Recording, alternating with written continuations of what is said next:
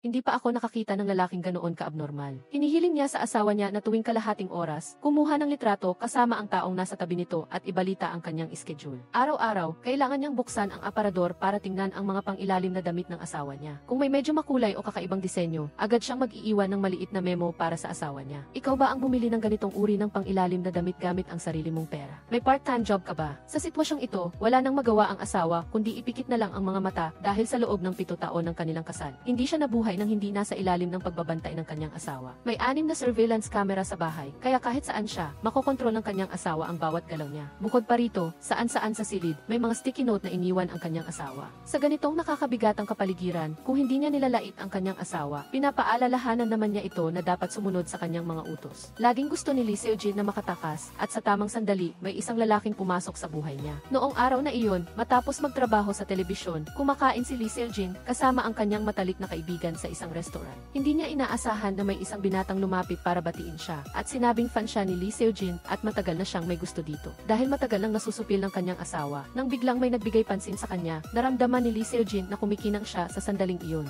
Kahit na seryoso ang kanyang hitsura, sa loob-loob niya ay kinikilig siya. Mula noon, madalas nang hindi sinasadya si Lee Seo-jin na kumain sa restaurant na ito. Sa bawat pagkakataon, hindi niya namamalayan na hinahanap ang binata. Habang lalong nagiging malalim ang kanilang komunikasyon, unti-unting nagbago ang kanilang relasyon. Palaging pinupuri ng binata ang ganda ni Lee Seo-jin, ngunit lingid sa kaalaman ni Lee Seo-jin, kinukunan niya ito ng pribadong video at ina-upload ito online. Sa sandaling iyon lamang, nalaman ni Lee Seo-jin na nahulog na siya sa bitag ng lalaki, ngunit huli na ang lahat. Sa isang gabi lamang, mula sa pagiging sikat na host, naging isang immoral na streamer siya. Tinukoy ang balita tungkol sa kanyang pag-ibigan sa buong bansa. Upang pigilan ang pagkalat ng balita, nagdesisyon si Lee Seo-jin na mag-resign sa istasyon ng telebisyon para maisalba ang kanyang reputasyon at maiwasan ang lalong paglala ng sitwasyon. Nagpasya si Lee Seo-jin na lumapit sa sikat na abogadong si Shin Sung-han. Isa siyang abogadong dalubhasa sa mga kaso ng pag-ibig, isang malaking abogado na sinasabing walang talo. Matapos marinig ang buong kwento, inisip ni Shin Sung-han na ito ay isang napakakomplikadong kaso ng diborsyo. Dahil sa huli, si Lee Seo-jin ay nasa masamang sitwasyon. Alam ni Lee Seo-jin na ang kasalukuyang sitwasyon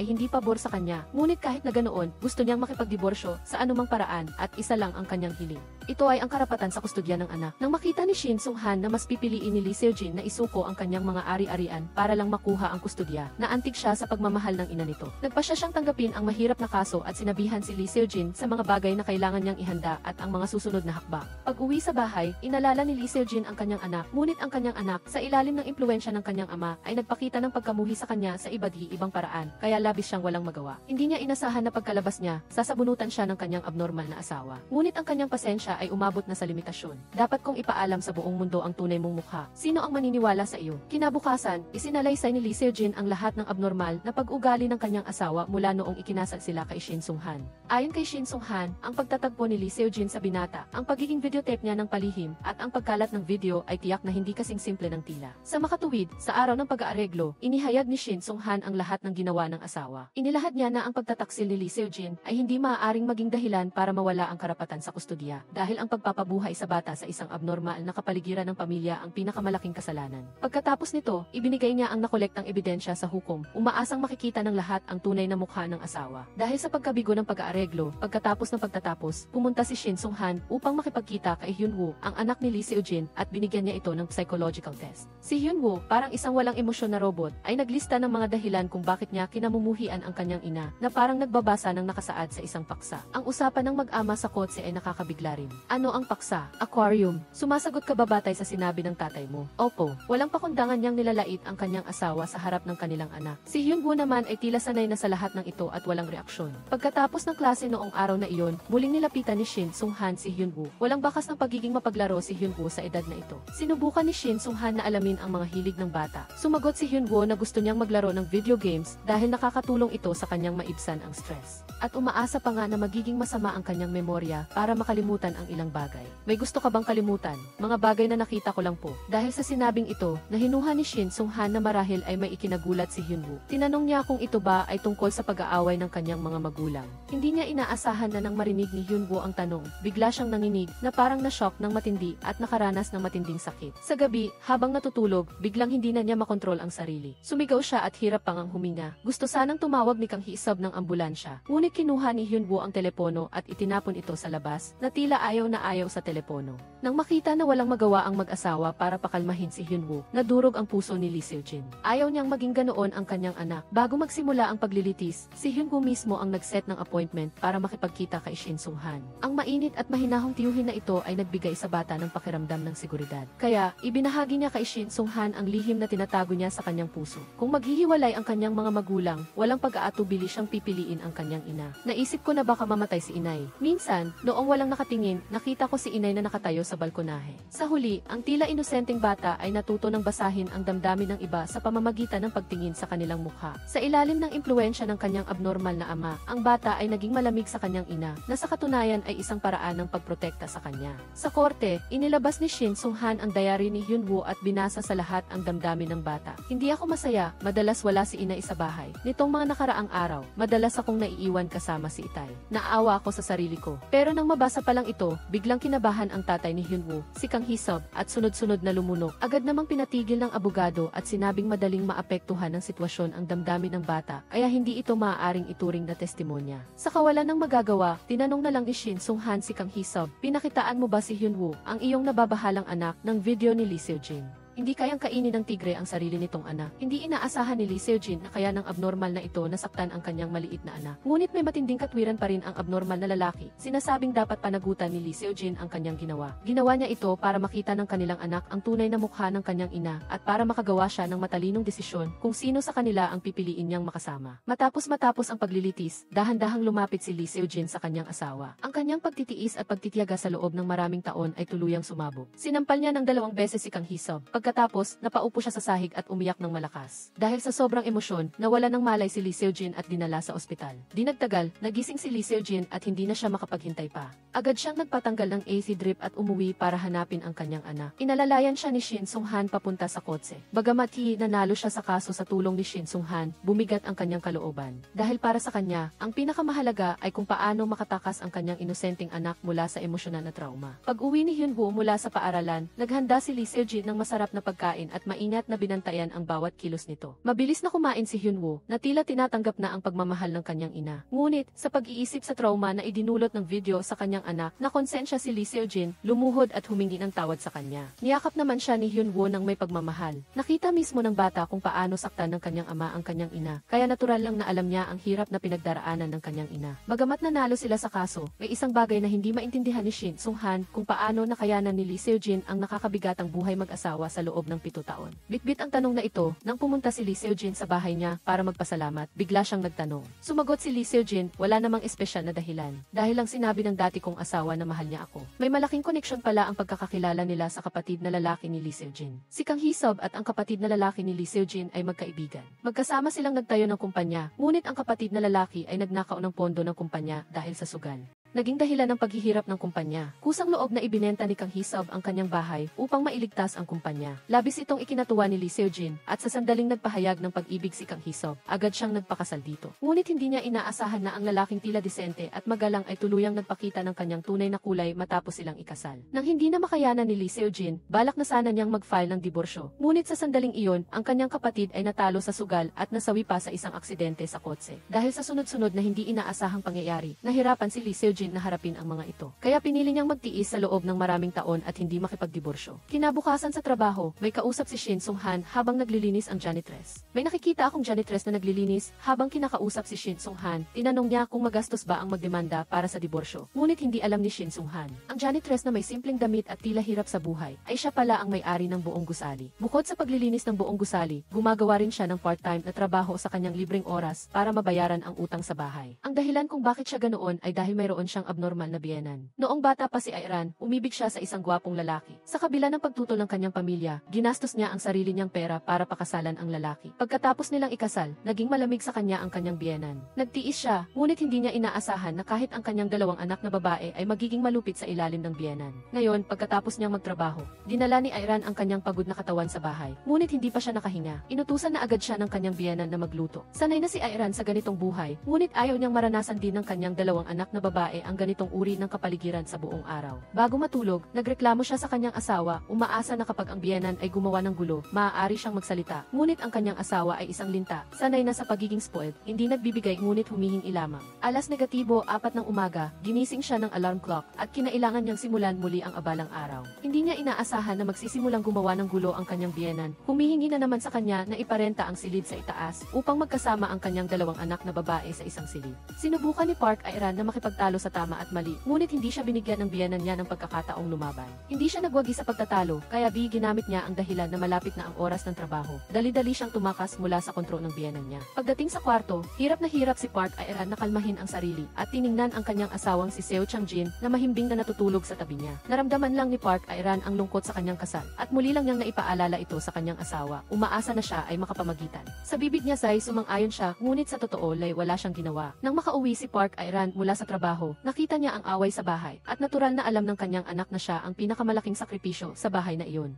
Ngunit ang biyenan ay matigas ang ulo na ayaw tratuhin ng maayos ang manugang. Paulit-ulit na sinisisi ang manugang na hindi nakapagbigay ng anak na lalaki, kundi 2 anak na babae lamang. Ang bunso ay hindi na makatagal sa kahinaan ng kanyang ama at tinanong kung bakit hindi siya nagsasalita. Ngunit hindi inaasahan na sinaktan ng lola ang apo. Sa pagkakataong ito ay hindi na nakatiis si Park Airan. Sa unang pagkakataon ay sumigaw siya ng malakas sa harap ng kanyang biyenan. Nang makita na hindi pa rin tumitigil ang kanyang biyenan, hindi na nakapagpigil si Park Airan at lumapit upang ibalik ang sampal na sinuntok sa kanyang anak. Para sa kanyang anak, sa unang pagkakataon ay lumaban si Park Airan sa harap ng kanyang biyenan dahil sa paglaban ng kanyang manugang. Nagpanggap na may sakit ang biyenan at nagpa-ospital. Sinisisi ang kanyang anak na lalaki na sana ay pinakasalan niya ang anak ng vice-principal, kaya nagkaroon ng pagkakataon si Park Airan. Ang anak na lalaki ay nakaupo lamang sa tabi, sumasang-ayon ng walang pagtutol, hindi kayang protektahan ang kanyang asawa at mga anak at hindi rin nangahas na sumalungat sa kanyang ina. Para sa paglaki ng 2 anak na babae, sa unang pagkakataon ay naging matatag si Park Airan sa kanyang desisyon na magdiborsyo at buong tapang siyang humingi ng payo kay Shin Sung-han tungkol sa diborsyo. Ikinuwento niya ang mga kawalang katarungan na dinanas niya mula ng ikasal at ang dahilan ng diborsyo ay dahil sinaktan niya ang kanyang biyenan. Nagbigay si Park Airan ng kahilingan kay Shin Sung-han. Pagkatapos ng diborsyo, nais niyang makatanggap ng karapat-dapat na ari-arian. Ang gusaling ito ay binili ng mag-asawa. Pagkatapos, dahil sa pagkabangkarote ng kumpanya, inilipat ang pangalan ng gusali sa biyenan. Higit pa rito, matapos ilipat ang pangalan, saka lang sinabi ng mag-ina ang tungkol dito kay Park Airan. Alam ni Park Airan na hindi madaling lutasin ang bagay na ito, ngunit naisip niya ang lahat ng mga paghihirap na dinanas niya sa loob ng maraming taon, hindi maiiwasan ang sakit. Nang gabing umuwi ang kanyang asawa, hindi niya pinagkasundo ang alitan ng biyenan at manugang. Sa halip ay tinanong niya pa si Park Airan kung kinikilala niya ang kanyang mga pagkakamali at sinabi pa ang klasikong linya ni Byung Cheol. Buong buhay na nahirapan si inay, hindi mo ba siya kayang pagbigyan ng kaunti? Sa harap ng mga paghihirap na isinalaysay ni Park Airan, wala siyang pakialam. Sa halip, hiniling pa niya kay Park Airan na pumunta sa ospital at humingi ng tawad sa biyenan upang matapos na ang lahat doon. Sa kabilang banda, naunawaan ni Shin Sung-han ang sitwasyon ni Park Airan, kaya ginagpa siya siyang tanggapin ang mahirap na kasong ito. Upang masusing imbestigahan ang ugat ng problema, tulad ng biyenan at manugang, hiniling niya sa kanyang matalik na kaibigan na si Jo Jung-sik na magsagawa ng lihim na investigasyon. Ginamit ni Jo Jung-sik ang kanyang husay sa pananalita at mabilis siyang nakihalubilo sa kapitbahayan, nakakuha ng tunay na pahayag. Matagal na rin siyang nagtitiis, araw-araw ay kailangan niyang alagaan ang pamilya at maglinis. Kung ako iyon, matagal na akong umalis, ito ay ganap na katulad ng mga paghihirap na inilarawan ni Park Airan. Pagkatapos, tinanong ni Shin Sung-han si Park Airan kung mayroon pa siyang mas kapaki-pakinabang na ebidensya. Halimbawa, noong binili ang bahay, ginamit ba ang bank account ng asawa para magbayad? Sa ganoong paraan, maaaring suriin ang bank statement upang patunayan na ang bahay ay bahagi ng magkasanib na ari-arian ng mag-asawa o kung mayroong anumang kasunduan na isinulat ang asawa sa biyenan. Nag-isip sandali si Park Airan, noon ay nabanggit ng kanyang asawa na mayroon itong notaryado at mayroon ding voice recording bilang ebidensya. Ngunit ang lahat ng ebidensyang ito ay nasa kamay ng biyenan. Upang makahanap ng ebidensya, palihim na nagpunta si Park Airan sa bahay na tinitirhan ng kanyang biyenan. Naghanap siya sa lahat ng dako, ngunit hindi inaasahan, ang asawa na gusto lang umiwas ay dumating din dito. Naghaharap ang mag-asawa sa bahay ng biyenan, alam ng asawa ang balak ni Park Airan. Sinabi niya kay Park Airan na matagal na niyang itinago ang hinahanap nito at sinabing huwag nang magsayang ng oras si Park Airan. Nang marinig ito, nawala ng pag-asa si Park Airan. Ayon sa kanyang asawa, mayroon ng diagnosis certificate ang biyenan at magsasampa ng kaso laban sa manugang. Lubos itong ikinagalit ni Park Airan, kahit ang pag-inom ng antidepressants ay walang saysay. Nang malaman na 3 taon nang nagpapakonsulta si Park Ae-ran sa doktor dahil sa panggugulo ng biyenan, iminungkahi ni Shin Sung-han na kasuhan ni Park Ae-ran ang biyenan ng paninirang puri. Sabihin lang na hindi niya sinaktan ang biyenan noon, kundi itinulak lang ng biyenan si Park Ae-ran at siya mismo ang nahulog. At pagkatapos niyon, siniraan ng biyenan ang manugang sa harap ng mga kapitbahay. Sinabing sinaktan siya ni Park Ae-ran. Kumalat ang chismis, ito ay paninirang puri at lalong naramdaman ni Park Ae-ran na walang katotohanan ito. Paano siya makapagsisinungaling ng ganoon? Ngunit upang manalo sa kaso, nagpa siya si Park Ae-ran na sundin ang payo ni Shin Sung-han. Sa kabilang banda, si Park Yoo-seok na hindi kabilang sa grupo ni Shin Sung-han upang maghiganti ay kusa na lumapit kay Bayong Cheol na gusto ang kanyang asawa na umamin ng kasalanan upang mapanatili ang balanse sa pamilya. Nang makita ito ni Park Yoo-seok, patuloy niyang kinumbinsi, sinabing si Shin Sung-han ay isang sikat na abogadong nagdidiborsyo. Kung nilapitan ng asawa nito si Shin Sung-han, tiyak na mananalo ang asawa sa kasong ito, sa halip na basta na lang tanggapin. Mas mainam na umatake muna, ngunit si Bayong Cheol ay pansamantalang hindi makapagdesisyon dahil sa payo ni Shin Sung-han. Si Park Ae-ran ay nakaramdam ng pagkabalisa tungkol sa pagsisinungaling, ngunit naaalala ang mga nangyari sa nakaraan. Si Park Ae-ran ay hindi talaga makakainom ng galit na ito. Noong buntis at nanganak, minsan ay ininsulto ng biyenan si Park Ae-ran. Alam kong hindi ka nag-aral sa kolehiyo, pero hindi ka ba tinuruan ng mga magulang mo? Hindi mo ba alam na nahihirapan ang asawa mo sa paghahanap buhay sa labas? Kapag gusto niyang maglakbay kasama ang kanyang asawa, asaring ang biyenan, mayroong mga napapagod sa pagpapalaki ng anak, mayroon namang mga maswerte. Sa huli ay kinailangan ni Park Ae-ran na kanselahin ang bihirang paglalakbay. Patuloy na nanatili sa bahay kasama ang asawa at mga anak. Bagaman lumipas na ang panahon, ngunit ngayon naaalala, ang sakit ng pagiging target at pagiging ininsulto ay pinahirapan pa rin si Park Ae-ran. Sa sandaling ito, biglang sumugod si Bayong Cheol, humihiling na kanselahin ni Park Ae-ran ang kaso. Kung hindi, sasalakayin din niya, hindi na makatagal si Park Ae-ran, ayon kay Shin Sung-han. Sinabi niya na hindi niya sinaktan ang kanyang biyenan, kundi siya mismo ang nahulog at ededemanda niya ang kanyang biyenan upang protektahan ang kanyang dangal. Nang makita ang matigas na mukha ni Park Ae-ran, alam ni Bayong Cheol na hindi na ito maililigtas upang protektahan ang kanyang sariling interes. Kusa siyang nagpunta sa opisina ni Park Yoo-seok, humihingi ng tulong ngunit sa parehong oras ay mayroon siyang mentalidad na sana ay maging maswerte siya. Umaasa na magbago ang isip ng kanyang asawa, hindi nakipagkompromiso si Park Ae-ran.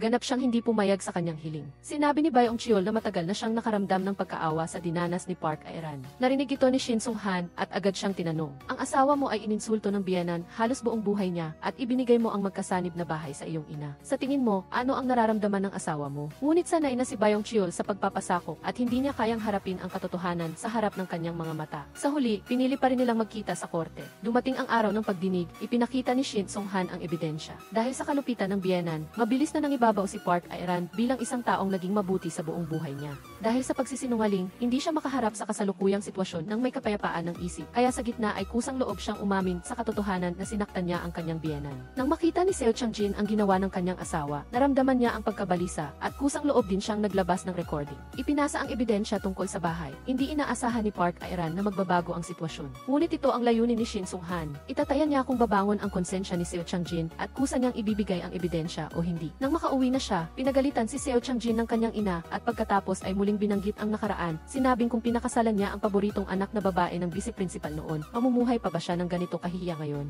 Hindi na makatiis ang Mama Deboy sa mga ilusyon ng kanyang ina, kaya sinabi niya ang totoo. Hindi ka pakakasalan ng taong iyon dahil sinabi mong gusto mong tumira kasama ako para gantiin ang aking kabaitan, kaya ayaw kanyang pakasalan. Matagal na kaming naghiwalay. Sa puntong ito, nalaman lang ng biyenan na matagal na pala niyang mali ang pagpuna sa kanyang manugang, at sa wakas ay taos puso siyang nagsisi. Salamat sa iyo sa loob ng maraming taon, nakakain ako ng mainit na kanin at namuhay ng komportable sa aking pagtanda. Hindi inaasahan ni Park Ae-ran na makakatanggap siya ng pagkilala mula sa kanyang biyenan sa kanyang buhay. At sa huli ay ganap na silang nagkaisa sa luha, naging isang tunay na pamilya. Sa totoo lang, mayroon ding hindi alam na nakaraan si Shin Sung-han. Bago maging abogadong diborsyo, si Shin Sung-han ay isang sikat na pianista. Ang pagbabago ng kanyang katayuan ay dahil sa malungkot na kasal ng kanyang kapatid na babae. Nais ng kanyang kapatid na babae na magdiborsyo, ngunit dumanas ng matinding paghihirap sa kaso ng diborsyo. Hindi lang siya pinalaya sa bahay na walang dala, kundi nawalan din siya ng karapatan sa kustodya ng kanyang anak. At dahil dito ay nawalan pa ng ina sa libing ng kanyang kapatid na babae. Sumumpa si Shin Sung-han na magiging abogadong dalubhasa sa mga kaso ng diborsyo upang ipagtanggol ang hustisya para sa maraming walang magawang kababaihan, upang hindi na maulit ang trahedya ng kanyang kapatid na babae. Pagkatapos Pagkatapos, buong puso siyang nag-aral at sa loob ng 2 taon ay naging isang sikat na abogado sa industriya na tumulong sa maraming kababaihan na manalo sa kanilang mga kaso. Ang pagtatapos ng paglilitis ay nangangahulugan na wala ng anumang koneksyon si Shin Sung-han at ang kanyang kliyente, ngunit mayroong isang eksepsyon. Biglang dumating si Lee Seo-jin sa law office dahil kailangan niya ng employment certificate para mapanatili ang kanyang napanalunang kustodya ng anak. Pinag-isipan niya, umaasa siyang makakatulong siya sa law office. Si Lee Seo-jin ay mabilis sa kamay at may matalas na paningin sa trabaho. Nakita ni Shin Sung-han na gumamit lamang si Lee Seo-jin ng ilang maliliit na gamit at naayos na ang matagal ng nakasara na pinto ng opisina. Hindi maiwasang hangaan niya ito ng husto. Naramdaman niyang si Lee Seo-jin ang talento na kulang sa law office, kaya natural lang na pinanatili niya ito. Sa lalong madaling panahon, tumanggap muli si Shin Sung-han ng bagong kaso. Sina Jung-ho at Ji-suk ay lumapit sa kanya, umaasang mapapatunayan niya na nagtataksil talaga sila sa isa't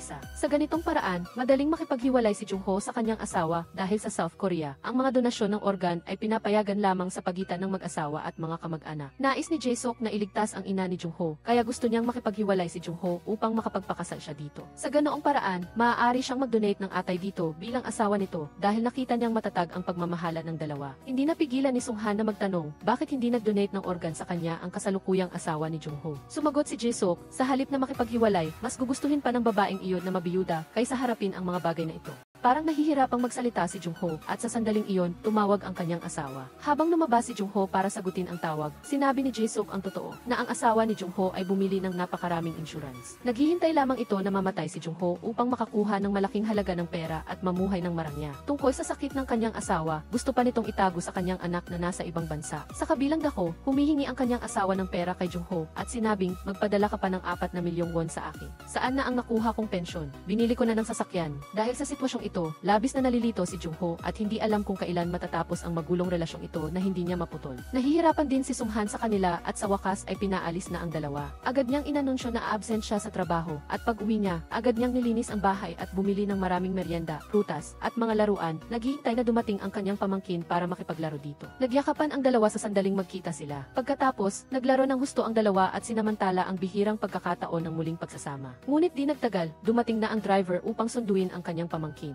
Tinanong ni Sung-han ang driver kung bakit hindi makapagstay ang kanyang pamangkin sa kanyang lugar. Sumagot ang driver na dahil paparating na mula sa Amerika ang kanilang amo, kaya kailangang maghintay ng buong pamilya. Naalala ni Sung-han na sa kasal lang ng kanyang kapatid na babae niya nakita ang amo na iyon. Noon, hiniling pa niya sa amo na alagaan ng mabuti ang kanyang kapatid na babae. Naalala niya na nang marinig ng amo na masyadong mabait ang kanyang kapatid na babae, sinabi nito na ang pagiging masyadong mabait ay magdudulot ng malaking problema. Hanggang ngayon, malinaw pa rin sa isip ni Sung-han ang mga salitang ito dahil pagkatapos ay pinahirapan ng pamilya ang kanyang kapatid na babae na nagpapatunay na ang mga taong masyadong mabait ay walang magandang kahihinatnan. Sa pagbabalik ng amo sa bansa, hinulaan ni Sung-han na tiyak na hindi simple ang mga bagay-bagay dahil kahit nawala na ang kanyang kapatid na babae, nariyan pa rin ang kanyang pamangkin. Hindi siya maaaring maging pabaya at mawala ng pag-ingat. Tama nga ang hula ni Sung-han dahil sa daan pa uwi ang amo. Tinanong nito ang driver kung gaano kalaki ang posibilidad na makuha niya ang bata at sinabi ng driver sa kanya na mahigpit na binabantayan ng tiya ang bata. Ayaw pa ngang makita ng bata ang kanyang tiyuhin. Pagkatapos marinig iyon, tahimik ang amo. Ngunit mula sa kanyang ekspresyon, makikita na hindi siya basta-basta susuko. Kinabukasan, tumanggap si Sung-han ng isang espesyal na bisita, ang anak ni Jung-ho, ang taong may liver cancer, na lumapit sa kanya. Nalaman ng anak ang tungkol sa liver cancer ng kanyang ama mula kay Ji-eon, at kahit na ayaw makipaghiwalay ng kanyang ina, hindi niya kayang panoorin na mamatay ang kanyang ama. 15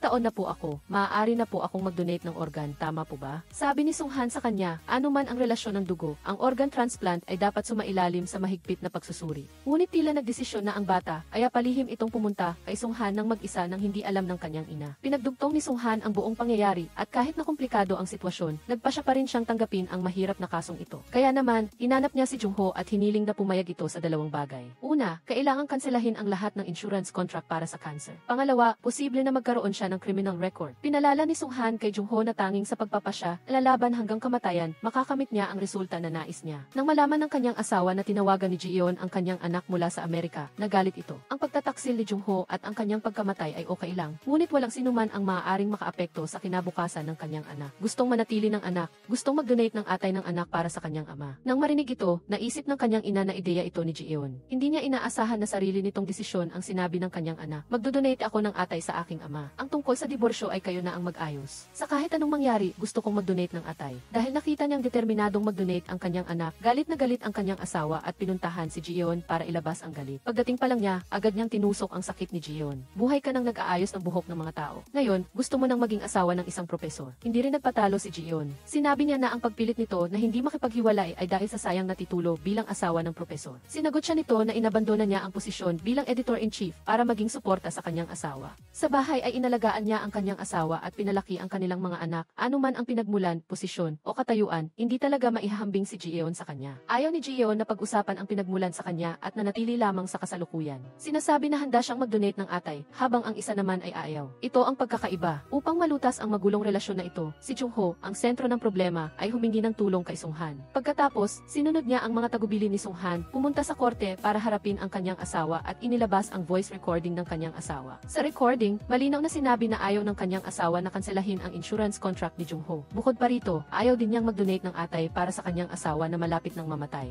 Dahil may voice recording, nagtagumpay si Jung-ho na tapusin ang kanyang kasal sa kanyang asawa. Ngunit kailangan din niyang managot sa kriminal na responsibilidad sa pagbubunyag ng lihim na sulat. Bukod pa rito, dahil dito, naging professor siya na may criminal record at hindi man lang makapag-retire ng marangal. Nang marinig ni Jiyeon ang balitang ito, agad na nabawasan ang kanyang damdamin. Kung magdodonate pa ba siya ng atay kay Jung-ho ay naging isang misteryo. Kinabukasan ay ang kaarawan ng kapatid na babae ni Sung-han. Pumunta si Sung-han sa puntod ng kanyang kapatid na babae at hindi niya inaasahan na pumunta ang biyena ng kanyang kapatid na babae nang walang imbitasyon. Pumunta ako sa law office para tanungin ka. Nasaan ang abo ng kapatid mo? Sinabi niya na nang pumanaw ang kanyang manugang na babae. Ayaw niyang dumalo sa libing at ngayon ay gusto niyang malaman kung nasaan ang libingan para mabisita. Si Sung-han, na nalulungkot na, ay lalong ayaw nang makialam sa pamilya na iyon. Kaya't direkta niyang pinaalis ang bisita. Ngunit bago umalis si Jung-hee, inulit niya ang sinabi niya ilang taon na ang nakakaraan na ang pagiging masyadong mabait ay magdudulot ng malaking problema. Pag-uwi ni Jung-hee, gusto niyang maglaro kasama ang kanyang apo. Ngunit punong-puno ang oras ng kanyang apo na inayos ng kanyang manugang na babae. Hindi siya naglakas loob na mag-react at tinanong ni Jung-hee kung dinala ba niya ang kanyang apo para bisitahin ang kanyang ina. Sumagot ang kanyang manugang na babae na hindi kailanman hiniling ng bata iyon. Hindi niya inaasahan na si Jung-hee ay magpapatuloy sa pagtatanong, may nangyari na sa tao at nagpapanggap ka pa rin na isang mabuting asawa at ina.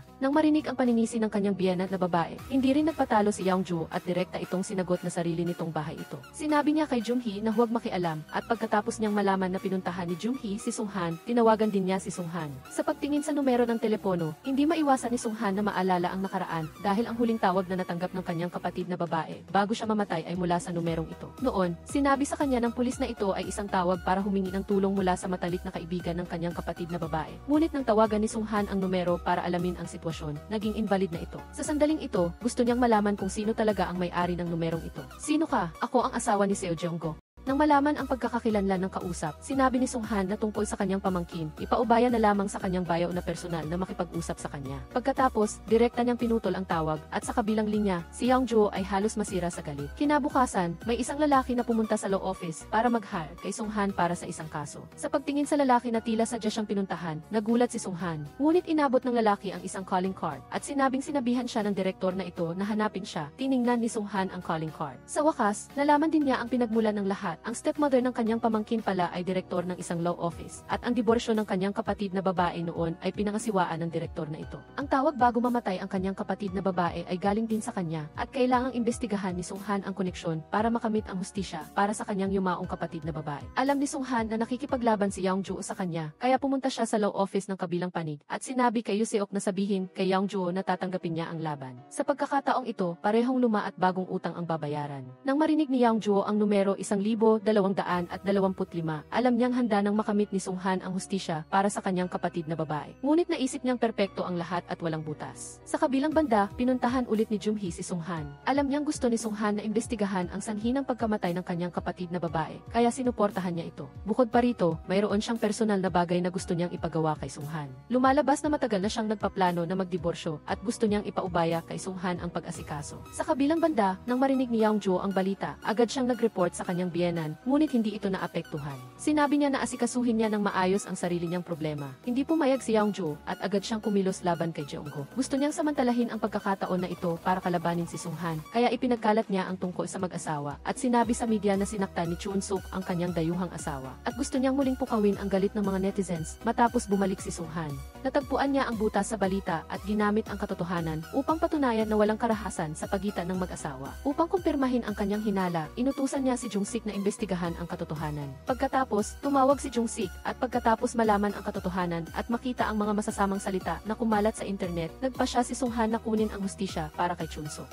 Ma, kailangan mong maibalik ang iyong reputasyon. Sa huli, si Chun-suk, na nasa dulo na ng kanyang pasensya, ay nakatanggap ng pag-unawa at kabaitan at hindi niya mapigilang umiyak. Sa sandaling ito, inihanda na ni Sung-han ang lahat at kailangan niyang manalo sa laban na ito. Dahil sa kanyang kalaban at dahil na rin sa kanyang sarili, sa ilalim ng pakikiramay ni Sung-han, naalaala ni Chun-suk ang buong pangyayari. Nahirapan si Chun-suk na makapag-asawa ng isang dayuhang babae at nagkaroon sila ng isang anak at inakala niya na mamumuhay sila ng masaya at payapa bilang isang pamilya. Hindi niya inaasahan na biglang hihilingin ng kanyang asawa ang diborsyo at hindi maintindihan ni Chun-suk kung saan nagkaroon ng problema. Pagkatapos ng lahat, mula nang magpakasal sila, nagtatrabaho si Chun-suk ng walang humpay, hindi lamang para sa kanilang maliit na pamilya, kundi pati na rin para sa pamilya ng kanyang asawa. Malapit na ang petsa ng paglilitis at ang kalabang abogado, sa ilalim ng utos ni Youngju, ay tinuruan ang dayuhang babae kung paano gumawa ng kwento na sinasaktan siya ng kanyang asawa sa harap ng korte. Subalit, agad na nalaman ni Shin Sung-han ang totoo. Ang balikat ni Chun-suk ay sugatan at hindi niya magagawang buhatin ang isang baston. Nagpakita pa si Chun-suk ng medical certificate. Sinabi rin ni Chun-suk na lumaki siya sa isang pamilyang may karahasan at nakita niya ang kanyang tatay na binubugbog ang kanyang nanay noong bata pa siya. Simula noon, kinasusuklaman na ni Chun-suk ang mga lalaking nananakit ng mga babae. Paano siya magiging ganoon? Upang iligtas si Chun-suk mula sa cyberbullying, nagpa siya si Shin Sung-han na tanggapin ang panayam sagsihi at kusang loob na aminin ang katotohanan na siya ay dating pianista at lantaran din na inamin na siya ang itinalaga ni Chun-suk.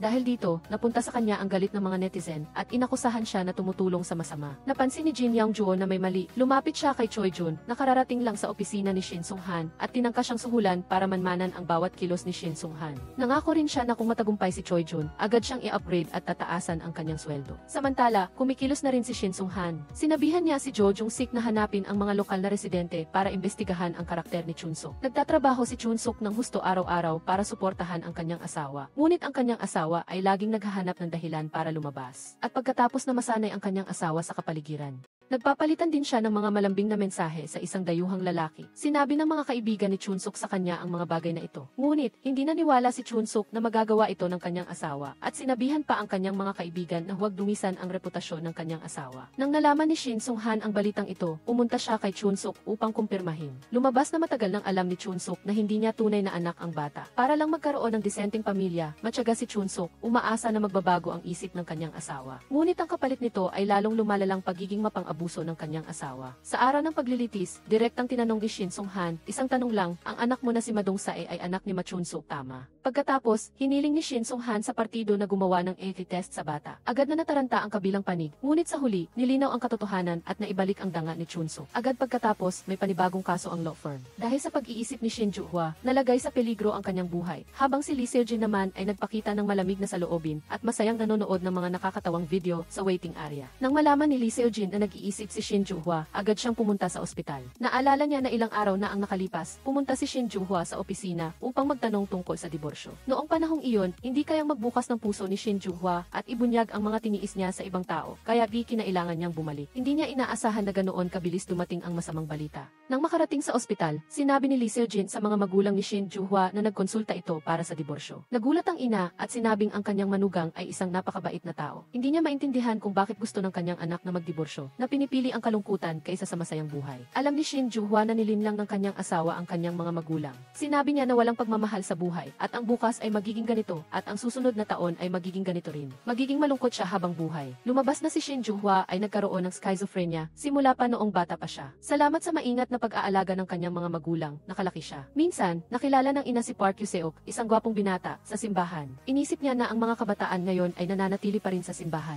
Pagkatapos magtanong, nalaman niya na si Jae-hoon ay isang taong may tamang pananaw at kabaitan. Kaya, sinimulan niyang i-set up ang kanyang anak at si Jae-hoon, umaasa na magkakaroon sila ng isang magandang relasyon. Mabilis na umibig ang dalawang kabataan, ngunit ang simula ng kanilang kwento ay laging maganda. Sa ilalim ng pagmamahal, naging mas aktibo si Shin Ju-hwa. Hindi lang siya nakakuha ng sertipiko sa paggawa ng kape, nagbukas din siya ng coffee shop. Napuno ng kaligayahan ang kanyang puso sa pag-iisip ng isang masayang buhay pagkatapos ng kasal. Gayunpaman, ang hindi niya inaasahan ay pagkatapos nilang magpakasal, biglang nag-iba si Jae-hoon at hindi hindi na siya nagmamalasakit sa mga gawaing bahay. Araw-araw pa siyang lumalabas para mag-party. Hindi matanggap ni Shin Joo-hwa ang pagbabago ng kanyang asawa at nalungkot siya. Unti-unti, lumalala ang kanyang sakit. Ngunit sa sandaling ito, nagsimulang magpakita ng pag-aalala si Park Yoo-seok. Inalagaan niya si Shin Joo-hwa tulad ng dati at dahil sa sakit ni Shin Joo-hwa, kusang loob siyang sumali sa isang grupo ng suporta para sa mga pamilya ng pasyente. Kahit ang mga magulang ni Shin Joo-hwa ay pinuri ang kanilang manugang. Ngunit ang hindi maintindihan ni Shin Sung-han ay kung si Park Yoo-seok ay nagbago na, bakit pa rin nag-iisip si Shin Joo-hwa? Siguradong mayroong isang bagay na nakatago sa likod nito. Para malutas ang misteryo, sinabihan ni Shin Sung-han si Choi Jun na pumunta sa grupo ng suporta para malaman ang sitwasyon. Sa kanilang pag-uusap, ang mga pamilya sa grupo ay pinuri si Park Yoo-seok. Dumating na ang araw ng civil mediation. Sinimula ni Choi Jun ang pagbanggit sa mga hiling ng kuya at hipag ni Park Yoo-seok para kay Shin Joo-hwa. Hiniling niya kay Shin Joo-hwa na magpadala ng damit o gamit sa bahay sa kanyang kuya at hipag bawat 2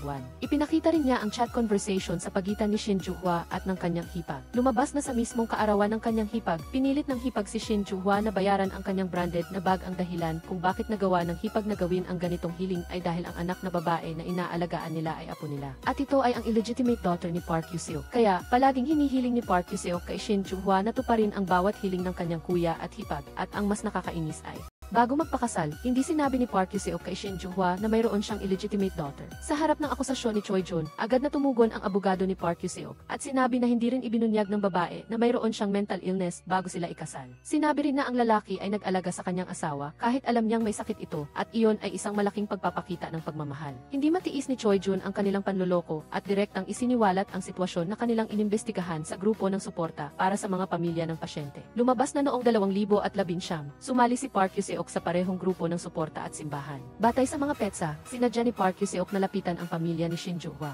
Sa susunod, nagpakita si Choi Jun ng ebidensya na nakuha niya sa ospital. Iyon ay noong dinala si Shin Joo-hwa sa emergency room dahil sa kanyang pag-iisip. Si Park Yoo-seok ay nakaupo sa lobby at nanonood ng mga nakakatawang variety show na video. Walang sinuman na nag-aalala para sa kanyang asawa ang gagawa ng ganoong walang pusong bagay. Ibig sabihin, ang kabaitan ni Park Yoo-seok sa kanyang asawa ay isang sadyang ginawang pagkukunwari. Sa puntong ito, sa wakas ay sumabog na si Park Yoo-seok. Kaya, bakit ninyo itinago ang katotohanan na ang inyong anak ay may mental illness? Malinaw na niloko ninyo ako muna. Hindi na matagalan ni Choi Jun ang masamang mukha ni Park Yoo-seok. Nagtangka siyang pisikalin si Park Yoo-seok. Ngunit sa huli, matagumpay niyang natulungan si Shin Joo-hwa na makakuha ng diborsyo. Kaya nakatakas siya mula sa pamilya ng mga vampira. Kinabukasan, dahil sa naunang konsultasyon tungkol sa diborsyo, lumapit si Ma Jung-hee, ang biyena ng namatay na kapatid na babae, kay Shin Sung-han. Sinabi niya ang tungkol sa kanyang kasal na maganda lang sa labas, ngunit marumi sa loob. Kapag naubusan sila ng pera, hahanapin nila ako. Talagang masakit sa ulo. Gusto rin niya ang kotse at bahay. Sa loob ng maraming taon, hinarap ni Ma Jung-hee ang mga kasong pambabae ng kanyang asawa. Kahit na siya ay isang chaebol na asawa sa loob ng maraming taon, ayaw na niyang ipagpatuloy ito. Kaya, nakikiusap siya kay Shin Sung-han na tulungan siyang manalo sa kasong diborsyo.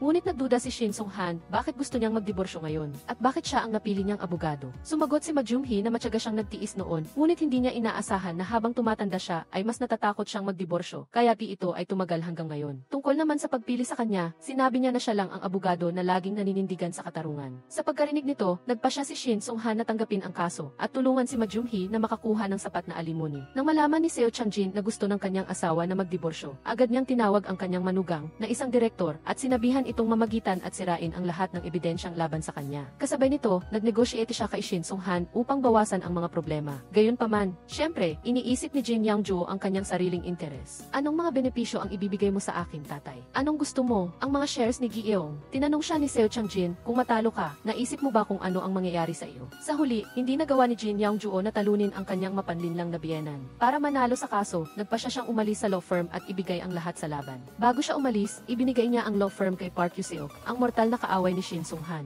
Hindi naniniwala si Park Yoo-seok na ganoon kabait si Jin Young-jo. Inisip niyang siguradong mayroong nakatago, kaya nagsimula siyang lihim na imbestigahan ang kanyang motibo. Ngunit hindi niya alam na minamanmanan din ni Jin Young-jo ang bawat galaw niya. Mukhang ang hindi matatag na alyansa ng dalawa ay malapit nang matapos. Kaya, nagsimula si Shin Sung-han na mangolekta ng ebidensya at magtipon ng mga dokumento. Mabilis na dumating ang araw para magkita ang dalawang abogado. Direktang nagpakita si Shin Sung-han ng isang ebidensya. Sinabi niya ang tungkol sa hindi patas na pagtrato na tiniis ni Ma Jung-hee sa loob ng maraming taon. Gayunpaman, ang nakalilito sa kanya ay ang kalmadong reaksyon ng abogado ng kalaban sa tanong. Mabilis pa niyang itinakda ang oras para sa susunod na mediation. Pagkatapos niyang bumalik, lalo pang naramdaman ni Shin Sung-han na may mali. Ang reaksyon ng abogado ng kalaban ay labis na nakakagulat para sa kanya. Hindi maiwasan ni Shin Sung-han na magduda na may iba pang masamang motibo ang kabilang panig. Habang nag-iisip siya, lumapit sa kanya ang kanyang pamangkin. Bukod pa rito, ang mga sinabi niya ay lubos na ikinagulat niya. Hiniling ng pamangkin kay Shin Sung-han na tulungan siyang magdepensa. Palaging nagtataka ang pamangkin kung bakit nagdiborsyo ang kanyang ina at bakit bigla siyang namatay. Sumagot si Shin Sung-han na ito ay dahil sa isang aksidente. Lumabas na noong taong iyon, kakapanganak pa lang ng kanyang kapatid na babae. Ang ex-girlfriend ng kanyang asawa, si Jin Young-ju, ay nagsimulang magdulot ng kaguluhan. Hindi lang niya ginamit ang lahat ng paraan para paalisin ang kanyang kapatid na babae sa bahay. Matagumpay rin niyang inagaw ang posisyon ng babaeng may bahay. Pinigilan pa niya ang anak ng kanyang kapatid na babae at ginamit ang bata para takutin at pilitin ang kanyang kapatid na babae na talikuran ang ari-arian ng pamilya ng Chaebol. Nang matapos ang tawag ni Jin Young-ju, tumawid ang kanyang kapatid na babae sa kalsada at biglang may sasakyan na bumangga sa kanya at namatay siya agad. Sa loob ng maraming taon, ginawa ni Shin Sung-han ang lahat para protektahan ang kanyang pamangkin. Gayunpaman, naging mahirap ang buhay ng kanyang pamangkin sa ilalim ng pagmamanman ni Jin Young-ju, kaya humingi siya ng tulong kay Shin Sung-han. Labis na nasaktan si Shin Sung-han. Kailangan niyang gawin ang lahat para makuha ang custody ng kanyang pamangkin. Sa kabilang banda, para kalabanin si Shin Sung-han, lumapit si Jin Young-ju kay Park Yoo-seok. Lumabas na ang dahilan kung bakit matagumpay na nagawa ni Jin Young-ju na saktan ang kapatid na babae ni Shin Sung-han ay dahil sa pakikipagsabuatan niya kay Park Yoo-seok. Ngayon, gusto niyang tumahimik ang kabilang panig at huwag ibunyag ang nangyari noong taong iyon, anuman ang mangyari. Ngunit alam ni Park Yoo-seok ang pag-iingat ni Jin Young-ju sa kanya. Ayaw nang paikutin pa, gusto niyang sabihin, magbukas ka ng cave para sa akin sa isang prime location. Para itong separation pay niya. Pagkatapos ng isang gabing pag-iisip, kinabukasan, lumapit si Shin Sung-han kay Ma Jum-hee. Sinabing hindi niya ito tutulungan sa kaso ng diborsyo dahil ang mga ari-arian, kung sino ang matalo o manalo, ay walang anumang kahulugan para sa kanya. Gusto niyang ilaan ang lahat ng kanyang isip sa kanyang pamangkin. Umuwi si Ma Jum-hee para kausapin si Jin Young-ju. Sinabihan silang ibigay ang kustodya kay Shin Sung-han, ngunit si Jin Young-ju, dahil gusto niyang kontrolin ang bata, ay hindi sumang-ayon. Binanggit ni Ma Jum-hee ang kapatid ni Shin Sung-han noon. Kaya nang makatanggap ng tawag si Jin Young-ju, nagkaroon ng aksidente sa kotse at nagkataong narinig niya ang tawag na iyon. Ngunit matigas pa rin ang ulo ni Jin Young-ju, iginigiit na wala siyang kinalaman sa aksidente. Kinaumagahan, lumapit ang driver ng pamangkin kay Shin Sung-han. Dahil sa awa sa sitwasyon ng bata, sinabi niya kay Shin Sung-han na ang bata ay nagsimulang magpakita ng abnormal na pag-ugali mula pa noong ikatlong baita. Siya mismo ang nagsabi nito kay Jin Young-ju, ngunit hindi pinansin ni Jin Young-ju ang kakaibang pag-ugali ng bata. Para malaman ang katotohanan, lihim na sinundan ni na Jo Jung-sik at ng kanyang mga kaibigan si Jin Young-ju. Ngunit hindi sinasadyang nahuli sila ni Jin Young-ju at dinala sa istasyon ng pulis. Tinubos ni Shin Sung-han ang kanyang mga kaibigan. Muli niyang nakaharap si Jin Young-ju. Pinuna ni Jin Young-ju na ginagamit niya ang bata para kumuha ng ari-arian at sinabi sa kanya na huwag nang subukang suhulan si Ma Jum-hee. Dahil matagal nang ibinigay ni Ma Jum-hee ang kanyang bahagi sa kawanggawa, ngayon lamang nalaman ni Shin Sung-han na gustong ipaglaban ni Ma Jum-hee ang mga ari-arian sa diborsyo para sa kanyang apo. Tungkol dito, nagduda siya, hindi maintindihan kung bakit hindi kumampi si Ma Jum-hee sa kanyang tunay na anak, bagkus ay iniwan ang ari-arian sa kanyang apo dahil tulad siya ng aking anak na babae. Lumalabas na sa mga taong iyon, malalim na nasaktan si Ma Jum-hee sa pagiging malikot ng kanyang asawa. Inaasahang mainit na tahanan ay napuno ng pag-ingat at pagkalkula hanggang sa dumating ang kanyang manugang na babae na siyang nagparamdam sa kanya ng init ng pamilya. Ang mainit na manugang na babae ay hindi lamang laging pinoprotektahan siya, kundi dinala rin siya palabas para maglibang. Matapos ang paninirahan ng magkasama, matagal na niyang itinuring ang kanyang manugang na babae bilang kanyang sariling anak, ngunit sayang at ang ganoong kabait na tao ay pinagtaksilan sa huli at siya mismo ay walang magawa. Kinaumagahan, pumunta si Shin Sung-han sa bahay para hanapin ang kanyang pamangkin at matatag na sinabi sa kanya na mula ngayon ay gagawin niya ang lahat para mailabas siya sa nakakapanikip na kastilyo na iyon. Gayunpaman, ang desisyon ni Shin Sung-han ay tinutulan ni Seo Chang-jin. Sinabi ni Seo Chang-jin kay Ma Jum-hee na gusto ni Shin Sung-han na ipaglaban ang kustodya ng bata. Dahil gusto niyang makuha ang bahagi ng bata, sinabi ni Ma Jum-hee kay Seo Chang-jin na kusang tinalikuran ni Shin Sung-han ang ari-arian ng bata. Ngunit sanay na si Seo Chang-jin sa pagiging mayabang at hindi niya inamin na nagkamali siya ng pag-iisip. Malapit nang dumating ang araw ng paglilitis at pumasok si Shin Sung-han sa korte. Una niyang ipinatawag ang driver upang magsalaysay tungkol sa kakaibang pag-ugali ng pamangkin. Sinabi ng driver sa lahat na maaga pa lang ay nagpakita na ang bata ng sintomas ng labis na pagkain at pagkatapos ay isinuka ang lahat ng kanyang kinain at na-diagnose na may depression sa bata. Ngunit hindi ito sineseryoso ng mga magulang at hindi inaasahan na si Jin Young-ju ay suhulan ang katulong sa bahay. Nagpatotoo ang yaya na walang ganoong kondisyon ang bata. Gayunpaman, ang kanilang pagdadahilan ay walang saysay laban sa surveillance video. Ngunit dahil ginamit niya ang isang cave para suhulan si Park Yoo-seok, nagpatotoo si Park Yoo-seok sa korte. Pinabulaanan ang sinabi ni Shin Sung-han tungkol sa pakikipagsabuatan kay Jin Young-ju upang saktan ang kapatid noon dahil sa kakulangan ng ebidensya. Ang kasong ito ay hindi binigyan ng hatol. Upang matagumpay na makakuha ng resulta sa ikalawang paglilitis, hinanap ni Shin Sung-han ang kanyang dating bayaw. Ipinaabot ng dating bayaw na hindi niya isusuko ang kustodya. Umaasa si Shin Sung-han na masaliksik niya ng malinaw bago namatay ang kanyang kapatid. Sa huli, magdesisyon ka pagkatapos mong matanggap ang tawag sa telepono. Kaya pagka-uwi, tinanong ni Seo Jeong-guk ang kanyang ina kung ano ang eksaktong sinabi ni Jin Young-jo sa kanyang dating asawa na naging sanhi ng aksidente pagkatapos niyang marinig ang nilalaman ng tawag. Hindi talaga makapaniwala si Seo Jeong-guk na ang kanyang asawa ay kayang maging ganito kalupit. Sinabi niya na ang kanyang asawa at si Park Yoo-seok ang nagsama-sama upang makuha ang ulat ng psychiatric treatment ng kanyang dating asawa. Ito ang nagbigay kay Jin Young-jo ng pagkakataong samantalahin ang sitwasyon. Sinabi niya ang mga masasakit na salita upang pukawin ang kanyang dating asawa na naging sanhi ng aksidente. Sa pahayag na ito, matagumpay na napanalunan ni Shin Sung-han ang kaso. Sa huli, nakuha niya ang kustodya ng kanyang pamangkin at gagamitin niya ang natitirang bahagi ng kanyang buhay upang alagaan ng mabuti ang batang ito para sa kanyang kapatid. At si Shin Sung-han, na natupad ang kanyang pangarap, ay nagsimula rin ng bagong paglalakbay na nagpa siyang sundin ang kanyang panloob na pag-iisip. Bumalik siya sa landas ng sining. Ang kasamaan ay babalik sa gumagawa mula noon na wala na kay Jin Young-jo ang tiwala ng kanyang asawa. Hindi lamang siya kailangang maging maingat sa bahay na parang naglalakad sa manipis na elo, kahit sa kumpanya ay wala siyang lugar. Si Park Yoo-seok na nakipagsabuatan sa kanya ay walang nakuhang benepisyo. Mula noon ay tuluyan na siyang nawala ng reputasyon at hindi na makatayo sa propesyon ng pagiging abogado. Samantala, si Lee Seo-jin, bagamat matagumpay na nakatakas sa masamang tao, ngunit dahil dati siyang pampublikong figura, ang video na minsang naipost online hanggang ngayon.